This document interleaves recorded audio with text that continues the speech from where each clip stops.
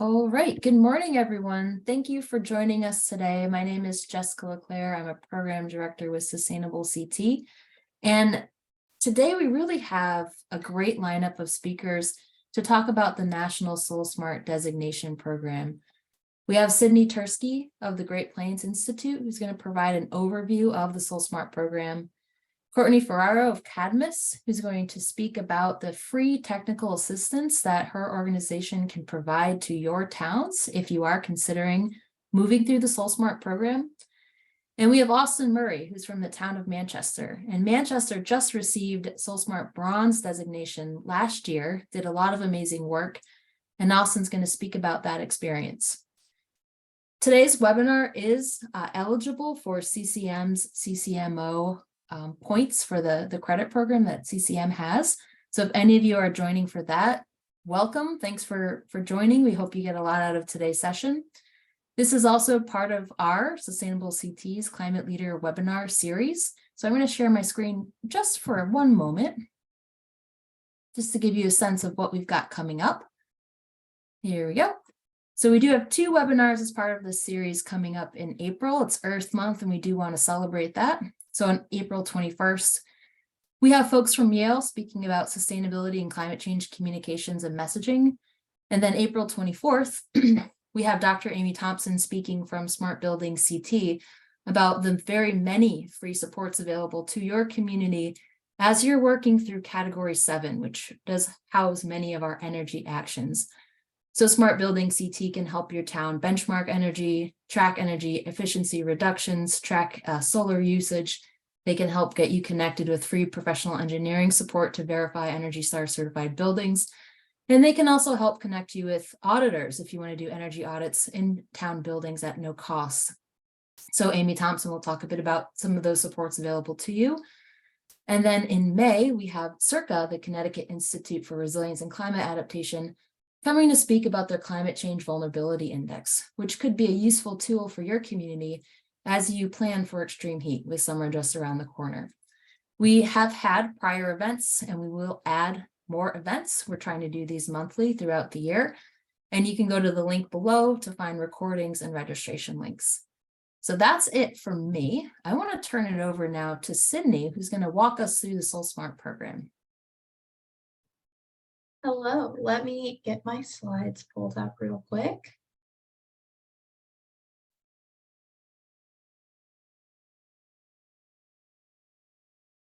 Oh, inside. Here we go. Is that coming up right, Jeff? That looks great. Okay, perfect. Well, hello, everybody. I'm Sydney Tursky. I'm a program associate at Great Plains Institute. We are on kind of the recruitment side of SolSmart.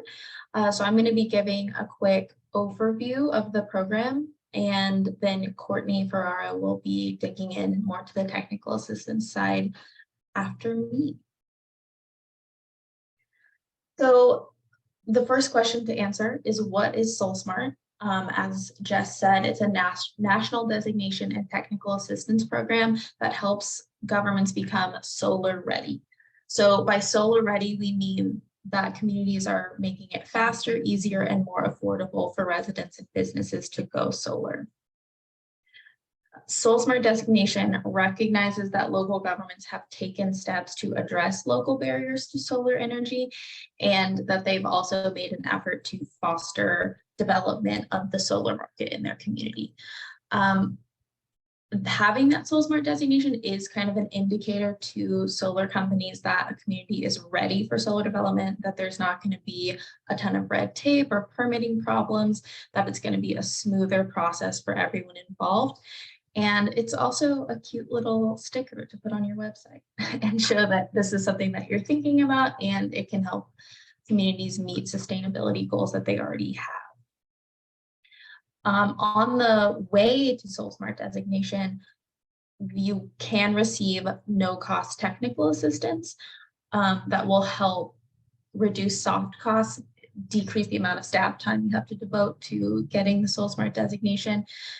And it can help you do things that you maybe already want to do. For instance, if you need a solar ordinance or have a solar ordinance that needs to be reworked, that can be part of achieving SolSmart designation, and the TA providers can help with that.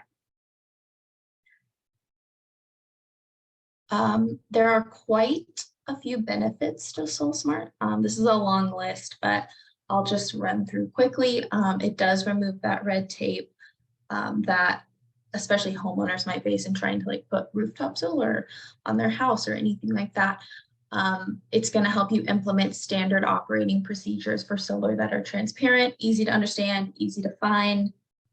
It's just going to save time for everyone.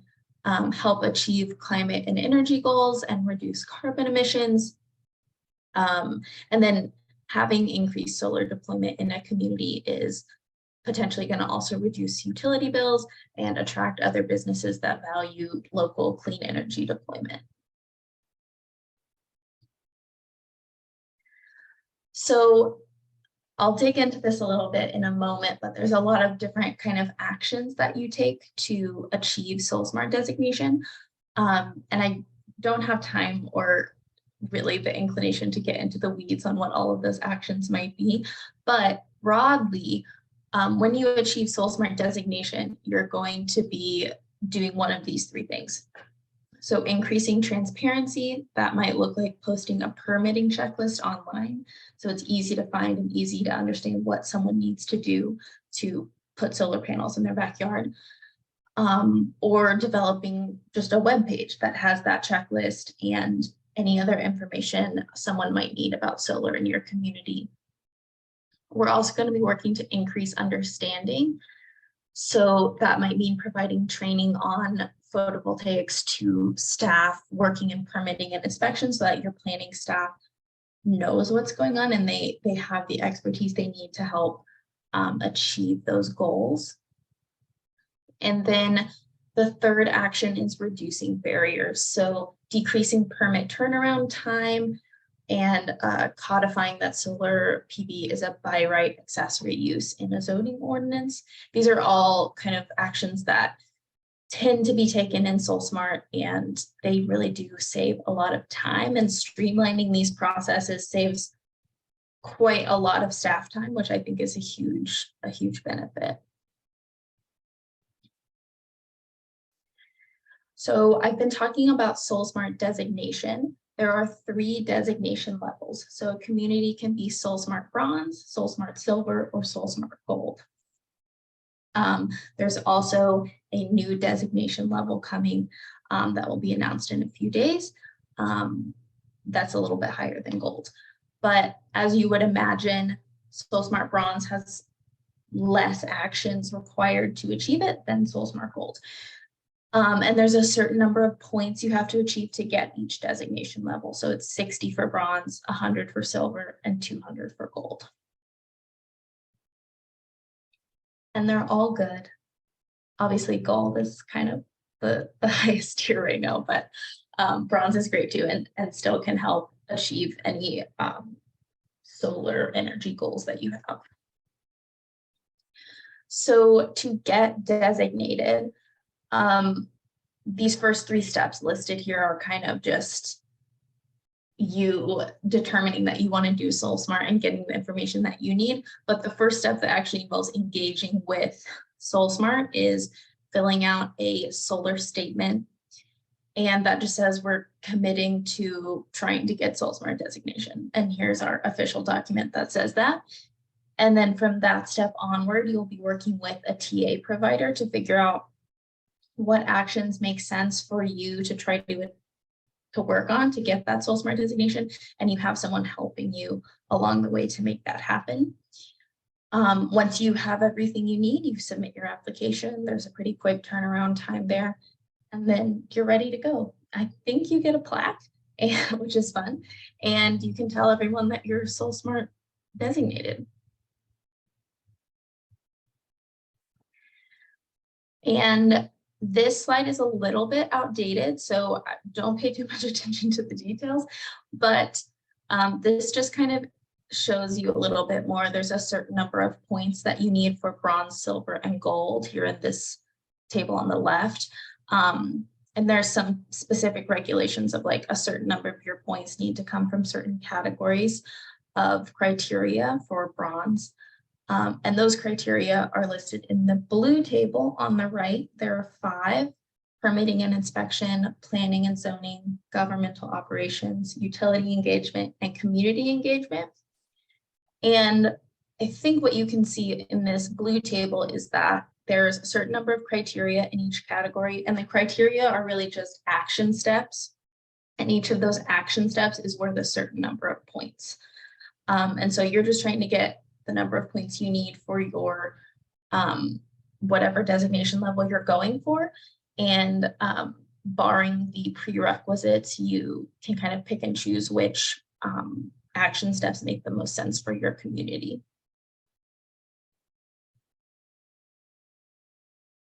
I did want to note, I'm not sure that this will apply to anyone on this call, but the things I've been discussing apply to the standard pathway, those point requirements and things like that. There is a modified pathway that's a little bit different for communities that don't control permitting, planning, zoning, or inspection. I'm not entirely sure how Connecticut works, so I don't know if that will apply to any cities or towns here, but sometimes that happens, and there is still a way to get SolSmart designated even if you don't have that jurisdiction. And there's also a regional organization pathway also for groups that are not municipalities and don't have the permitting zoning jurisdiction. So I just wanted to show that what Connecticut looks like right now as far as SolSmart. There are 14 SolSmart designees in Connecticut right now. There's only 12 dots on this map because 2 of them are councils of government. That's what it's called, right? I think it is. I'm still learning about Connecticut. And there are 7 bronze, 4 silver, and 3 gold. So as I said before, Great Plains Institute is kind of on the recruitment side of this. So we're happy to answer any questions that communities might have about joining, about any more details, any specifics. I, again, am Sydney Tursky. I'm a program associate, but I also work really closely with Val Story on SolSmart. I could not be here today, but she is a senior program manager at GPI. Please feel free to I'm so sorry, I'm stumbling. Please feel free to reach out to us with any questions that you might have. Our emails are down here at the bottom. And that is all I have. I feel like maybe I went through that a little too fast. I hope it was okay. But I'll pass it on to Courtney. That was great, Cindy. Thank you so much. And good morning, everyone. So you just heard a great introduction and overview of the SolSmart program. And I'm actually happy to announce that one of those bronze communities just got silver as of this week. So in addition to those communities that are working and I've already been designated in the program, we also have a number of communities that we're working with in Connecticut and councils of government that are actively pursuing designation, and we hope to get them designated shortly too. So hopefully the information that you hear today will excite you and get you interested in joining your neighbors in becoming SolSmart. So as Cindy mentioned, there's 2 main components to the program. There is the technical assistance side and the designation side. So I'm here to talk about the technical assistance that your community can receive under the program. I'm Courtney Ferraro, and I've been working on the SolSmart program, providing technical assistance to communities, to counties, which are also eligible for the program, and regional organizations or councils of government for the past 6 years. I'm with the Cadmus group, and we are just one of a handful of technical assistance providers that can support throughout the program for any of our participants. You can go to the next slide, Cindy. Actually, skip 2. Perfect. So This slide you've seen already. As you can see, I've sort of circled the technical assistance piece. That's what I'm going to focus on here today. So your community will submit that solar statement that Cindy mentioned, and this is a document that, you know, it's going to outline the goals that your community has with regard to solar, and your overall commitment to going through the SolSmart process. At that point, you will have a technical assistance provider as your point of contact. To reiterate, and I think this is such an important part of the program, is that this is at no cost. The technical assistance is provided by the program at no cost to you all. And we're really aimed at supporting you all with the best practices that SolSmart provides in the solar industry based on the goals that you all have. Next slide. So Sydney went through the 5 categories that we have. Communities are going to complete actions across these categories. Permitting and inspection, this really includes the need to streamline permitting and inspection processes. Again, to really highlight those soft costs that are such a big part of an installation cost. And then there is a new focus that we have this year on automatic permitting for residential solar P, to really just hit home how crucial it is that permitting not be something that holds up a system from being installed. And we have, you know, there's a lot of resources out there that we can provide and can kind of help you get to the point of really having quick turnaround times or actually an automatic permitting platform. Our planning and zoning category, this really clarifies the need to remove any seemingly unintentional barriers to accessory use rooftop solar. This can include aesthetic barriers, height and setback restrictions, amongst a lot of others, and I'll talk about that a little bit more later. Our government operations category really highlights the importance of installing solar on municipal facilities, you know, really leading by example at the municipal level. But it also highlights kind of working with other entities. It's so crucial to work with community-based organizations, regional organizations, local utilities, to be able to really advance solar goals, so that it's not just a municipality trying to push these things forward by themselves. Our community engagement category, right now we are really elevating the need for communities to have some sort of solar landing page that, you know, clearly identifies information for residents as well as for the solar industry on how solar installation really works in the community. This can include how to find an installer, what local incentives might be available, state policies that should be that folks should be aware of. We actually have a template that does a nice job of sort of outlining all of the things that should be on a solar landing page, as well as a number of examples from other communities that have put together really great solar pages on their website. And then our market development category, this really includes actions that communities can take to incentivize solar on a local level and really, you know, do what the municipality can to the extent they can supporting solar deployment, and that can be through solarized programs or community solar, etc. And so across these categories, SolSmart is really aiming to guide communities to actions that make solar more affordable and accessible to all residents. So this includes exploring solar plus technologies. So a lot of communities are really interested in looking to battery storage and solar plus electric vehicles, things like that. Some targeted outreach to disadvantaged communities to ensure that they have access to solar just like anyone else in the community. And then setting and tracking solar related targets. It's one thing to say what you want to do, but being able to really track those metrics and communicate those out to your community. It is so valuable to keep momentum for residents and businesses that want to go solar. Next slide.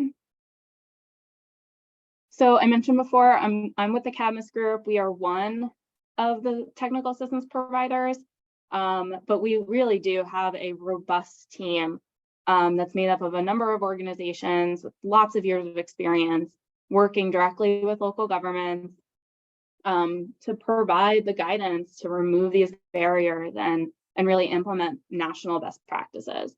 So your TA providers we're working with, really whomever it is that you delegate. So we're working with elected officials. I've worked with mayors in the past, local government staff, sustainability officers, planning folks, as well as volunteers and other community members that want to help communities update these processes and establish best practices.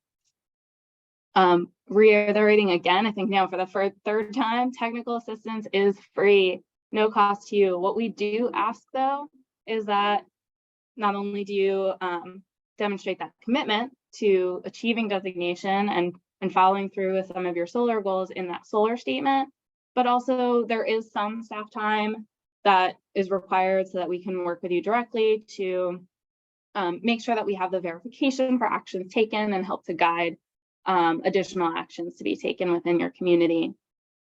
And I'll talk about this a little bit more too, but the delivery of technical assistance, we tailor that to your needs. What does your community want to get out of this program, out of this process?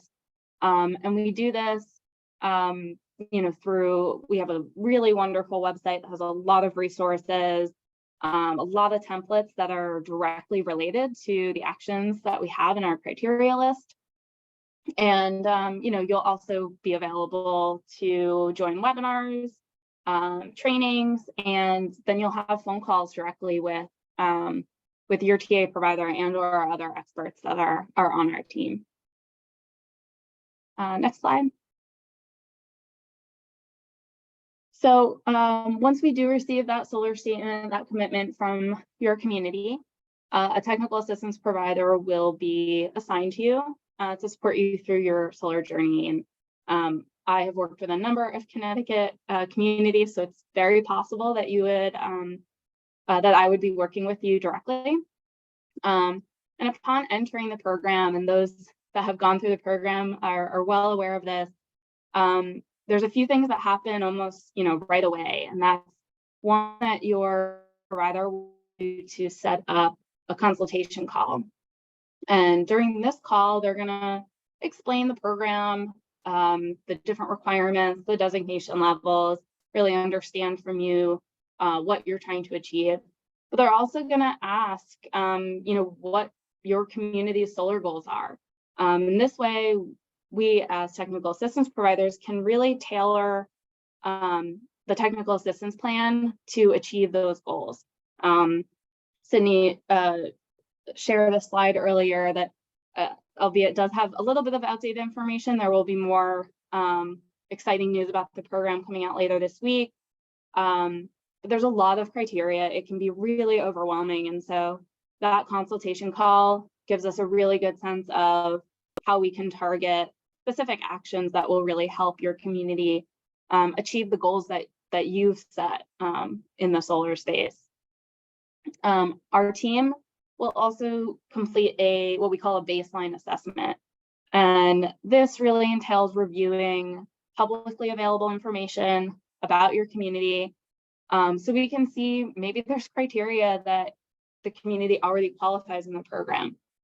And so we can mark that off for you. And so we're not sort of starting from scratch. And in addition to that, we'll do a review of the community's zoning code as it stands, or ordinance, if that's what you all are working off of. This is going to identify any gaps or barriers that might exist in the code that might hinder solar PV deployment. And that's really important. That a zoning code is very clear about how solar is viewed in a community and in all zoning districts. So they're also going to identify where, what looks good in the code, what best practices are already existent there. And from this review, your community is going to receive very clear recommendations on how to improve the zoning code. It's not required that you make changes, but we'll provide some template language and things that, if you are in the process of updating your zoning code for other reasons or want to create a separate solar ordinance to accompany the zoning code, you'll have all the resources associated with that in that zoning review. And then your TA provider is going to get back on the phone with you and review that baseline assessment. And from there, we'll talk together, customize a technical assistance plan that's really going to help the community make some impactful changes to achieve this nationally recognized SolSmart designation. Next slide. And so, as I mentioned, your TA provider is your point of contact for technical assistance requests and other questions that you might have about program, about solar PV in general. We answer questions about agrivoltaics, solar and homeowners associations, solar and historic districts, solar and home value, any state-specific barriers that Connecticut might have that we can kind of help you navigate through.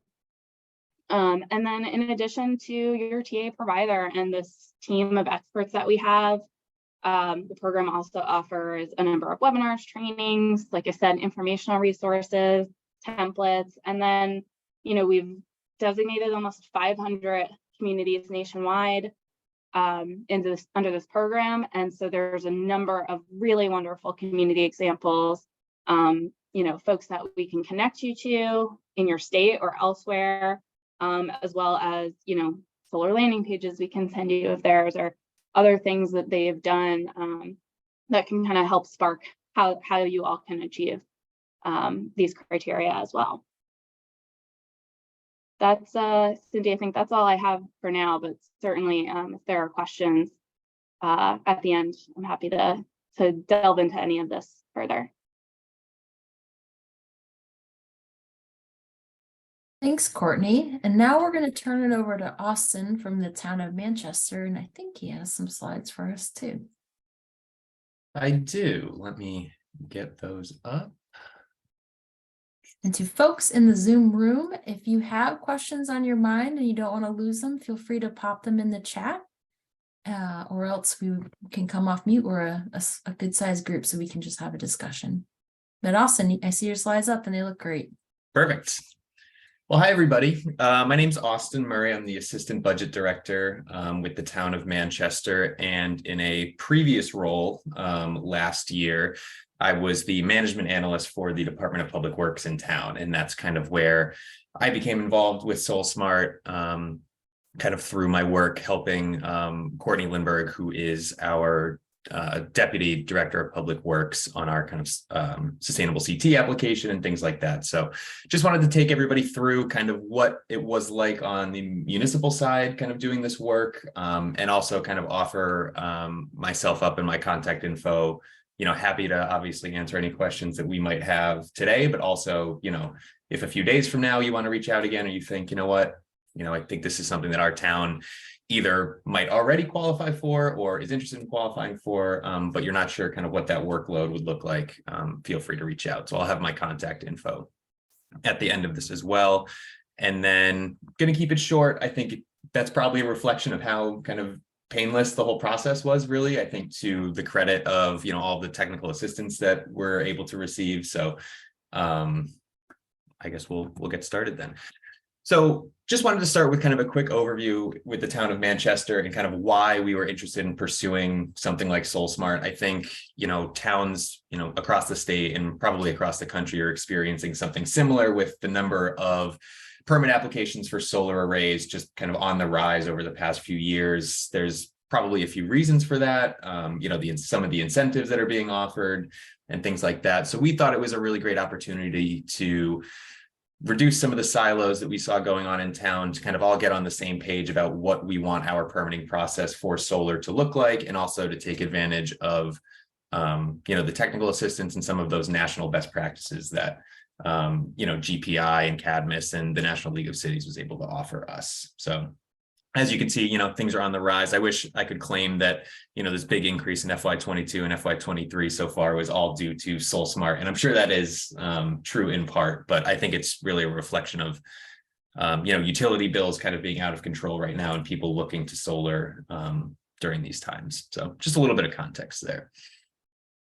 So just the overall experience for the town of Manchester, to give people the idea of the scale of this, it took about 2 months from the time that our letter of intent was submitted to the time that we were able to kind of get our designation confirmed. So, that would obviously vary depending on the bandwidth that your organizations have to put towards something like this. But I think we were able to get it done pretty quickly.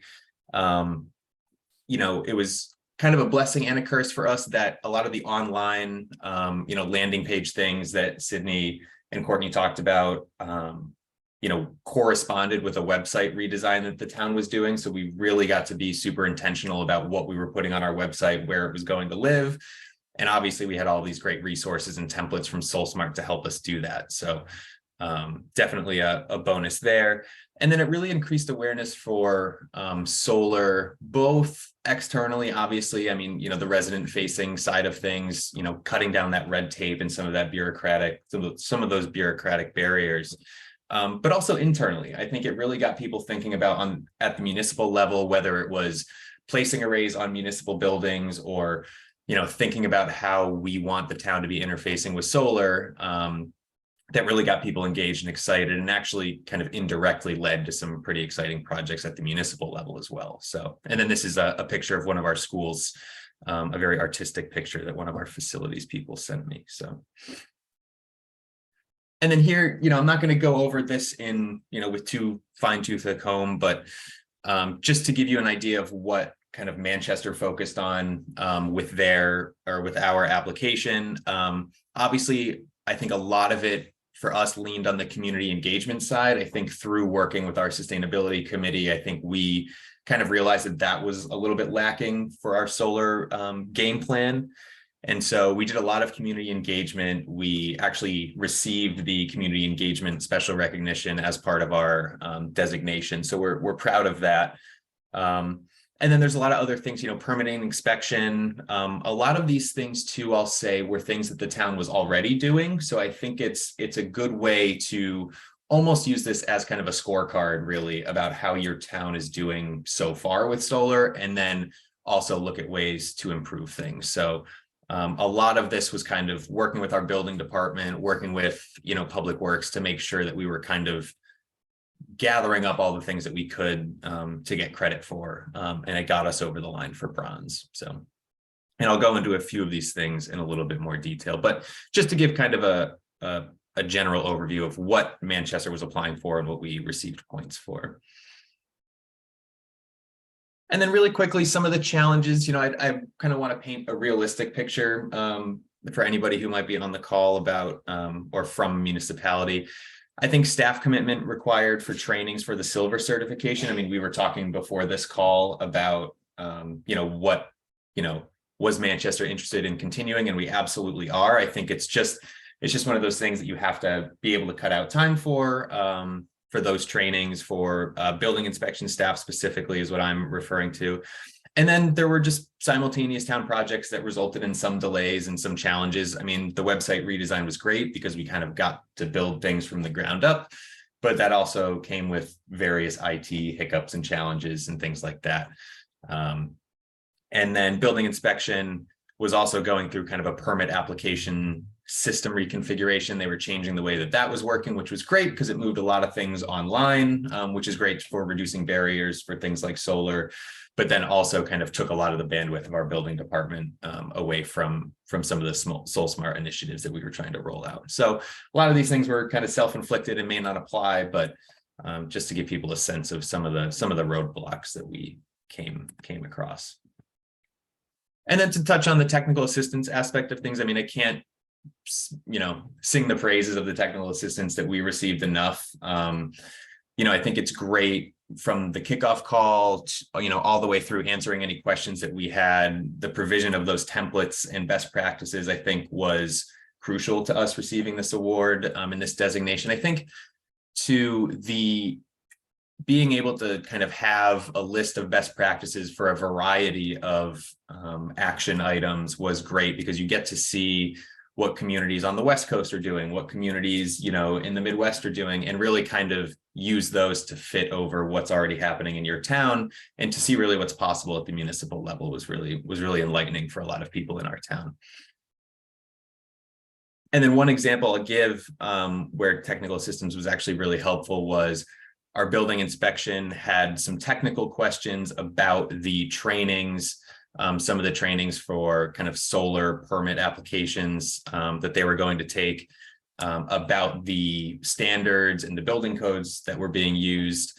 And, the TA staff that we worked with at the National League of Cities was able to answer that very quickly, promptly, and kind of reassure everyone that they were kind of reflective of the latest that they possibly could have been at that time. So all good things there.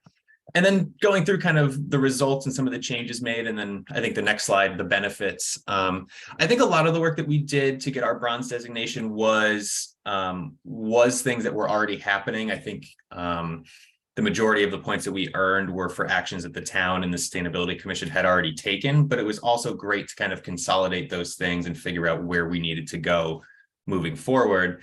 And it also refocused our building department, I think, and other efforts around kind of our internal discussions about solar. And, our water and sewer department, they found out about this designation, and kind of through that found out about a lot of the solar initiatives that we had going on with our schools and with other town buildings. And that led to them actually pursuing and installing a solar system on the roof of our water treatment plant that I think was activated a few months ago here in Manchester. So it was a really great initiative in that sense, where it's obviously great for the residents. It's great for that kind of external communication, getting the landing pages up, but it's also really great because people, around town hall and in different departments really kind of rallied around this and were intrigued by it. So just kind of an added benefit that I don't think gets talked about enough.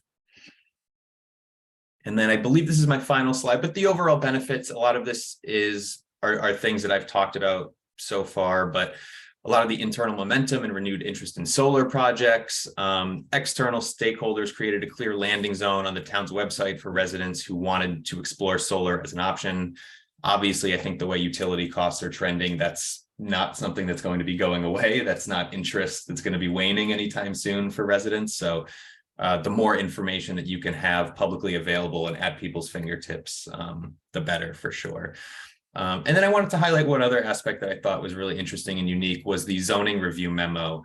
And this was part of our technical assistance that we received. And it's, really, it's kind of an assessment and a roadmap for the town's zoning and land use regulations that was provided. Went through our code, kind of just identified little things that could be seen as a barrier or that would need improvement, and really just kind of laid everything out for us so that, once the building department had the time and the bandwidth to spend on it, we could go through and say, like, okay, how feasible is making X, Y, and Z changes to our building codes, whether it was related to height restrictions, the industrial zoning, or kind of the primary use for solar energy system requirements. So things like solar farms and things, if we were interested. We have a landfill in town that's kind of an idea that's been kicked around. So really starting to think about those things, and then having this document as kind of a very clear roadmap made that extremely attainable for us. So that's all I had for today. I'm obviously happy to answer any questions about how the experience was, but then also, my contact information is here as well. So feel free to shoot me an email or give me a call, and I'll kind of be happy to answer any questions that people might have. Well, thank you so much, Austin. And thanks to Cindy and Courtney as well. Austin, if I could show, oh, there we are, to share the, bring us back to the main room. Do folks have any questions? That was a lot of really helpful information. So feel free to use the chat, take yourself off mute. What are you wondering?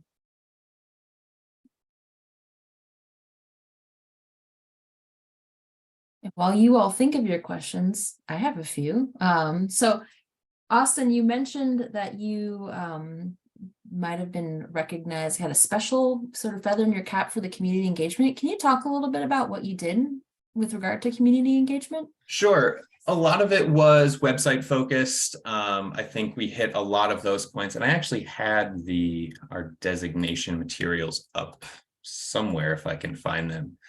But I think it was a lot of the website work. It was also, I think, the fact that our Sustainability Commission is kind of a pre-existing body that was having a lot of these conversations. So we got points for that.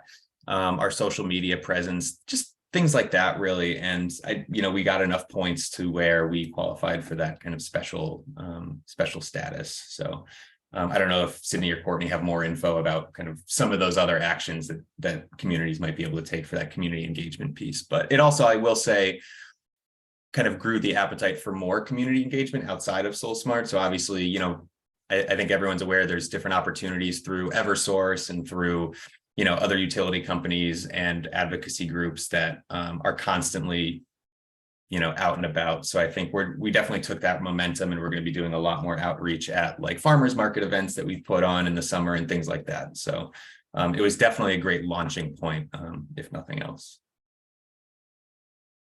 Yeah, and I'll just add, so you can get a special recognition in any category that you achieve 60% of the points available in that category. And so it really shows that Manchester was focused on making sure that community engagement was kind of top priority, and making sure that education was getting out to all residents and business owners. And my personal opinion is that if that's a barrier in community, you definitely want to spend some focus there. That solar landing page, like I said before, is really, we're focusing more on that in the coming years, and really do think that it is a best practice for every community to have a centralized location for education and information for their community members.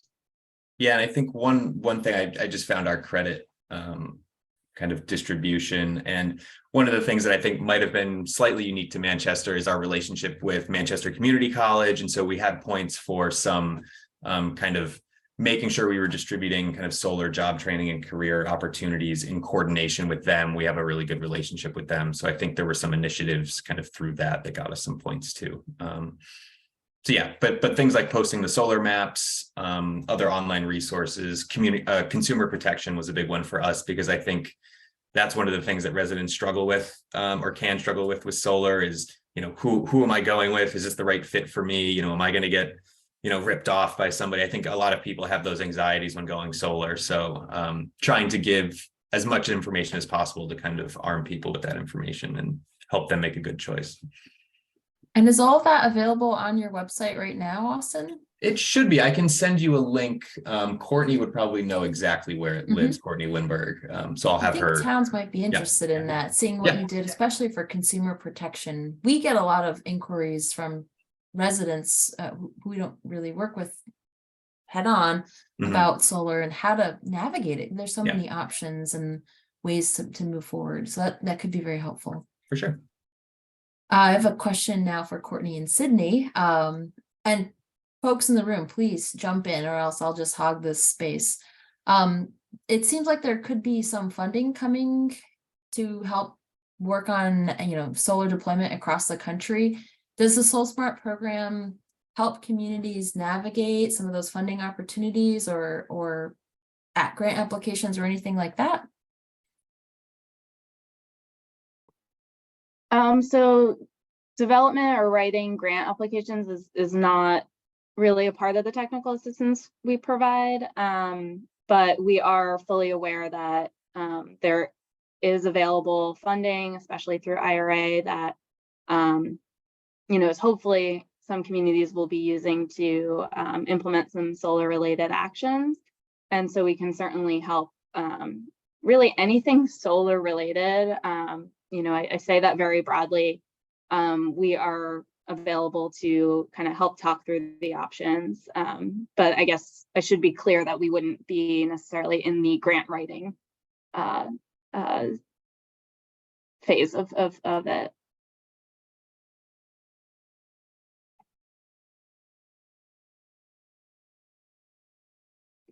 I'm looking to the chat, and Rochelle put in some updates from Mansfield. So congrats to Mansfield on their Sustainable CT Silver Award. Any questions from the group? Does the SolSmart designation expire? No, the SolSmart designation does not expire. You know, and I think someone mentioned earlier, you can get a plaque. It's something that you can post at your town hall, city hall. And it is, you know, the program's been around since 2015. So it's pretty well known. We have a lot of great brand recognition. The solar industry recognizes it. So if you, as a community, have that plaque or, you know, have that on your website, really, it sends a signal to the industry that, you know, yours is a community that is going to be easier to work with than others. And they know the best practices just like we do. And so the more that things are streamlined and made efficient across communities, especially within a state or a region, which is why we do a lot of work with regional organizations and counties as well. It really does make things easier for, you know, installers and developers, and that ultimately can lead to cost reductions for the customer. That's great. And I'll have one final question. I'm just going to keep going. So Austin mentioned that it took Manchester about 2 months to move through the designation process. In your experiences, Courtney and Sydney, is that common, or is it what's sort of an average, if there is an average length of time? It really depends on the community and what you're trying to achieve. Bronze, if you have some of those actions completed already, we can typically get you through the process relatively quickly. Some of the higher designation levels do have some requirements that might take a little bit longer, but it really depends on what other priorities your community has. We move at your pace. So there's no requirement that you complete in 2, 3, 4, 5 months, especially communities that maybe really do want to go through a zoning code update. That takes time, and we understand that, and we're willing to work with you through that process. So there really is no standard. You know, that's something that we can determine with the community when we're meeting with them initially. Because it really does depend on those goals and the actions that they're looking to complete. And maybe they want to start at gold. And so there's a lot more to do in order to achieve gold kind of right off the bat. Thanks. Questions? Last call for questions. Feel free to use the chat or come off mute. Okay. Well, Jess, yes. If you don't mind, I did want to just touch on the trainings that Austin mentioned, because they are really wonderful trainings that we have in the program, and very valuable to have municipal staff trained up on best practices in permitting and inspection, planning and zoning, even training fire officials on kind of how to deal with an emergency at a site that has solar. One of the things that we have recommended to staff who have been finding difficulty fitting that into their normal day-to-day is to host like lunch and learns. And so that half hour, that hour that folks are taking for lunch, you know, and take the training in pieces. We have training that can be done live, but we also have trainings that are recorded and can be watched in pieces. So there's definitely ways to achieve those trainings, and we've gotten really great feedback on them. So definitely, you know, ask your technical assistance provider what other options there might be, especially if that is becoming a barrier for leveling up to a new designation. That's great. That could be really helpful. And we'd be happy to share out too via our newsletter if there are any trainings that are coming up or recorded options for towns to take advantage of. Okay, well, to everyone, thank you for joining us. I just want to plug that the SolSmart program is an amazing program. There's lots of options, very similar to the Sustainable CT framework, where you can kind of move through in a way that reflects your community. And by achieving the bronze level designation, you do get 20 points in our program too that can be used towards any of our levels of certification. And I'm gonna say bronze, silver, and gold, not to be confused with the bronze, silver, and gold of SolSmart. This activity, achieving the bronze designation in SolSmart, is also a part of our climate leader designation. So we're really trumpeting this program they're doing. It's a great way to make your community friendly to solar, as you've heard. So if you have questions, feel free to reach out. You have lots of contact information from all of us. You can also reach us at info@sustainablect.org. And I want to do a big thank you to Sydney, Austin, and Courtney for sharing their time today and their expertise. This has been a wonderful learning experience, and I hope you're all taking away some good information as you go back to your daily activities. So thanks again to everyone for joining, and I hope you all have a great rest of your day. Thank you, Jess, for letting us chat. Thanks, Jess. All right, Thanks, take care Jess. all.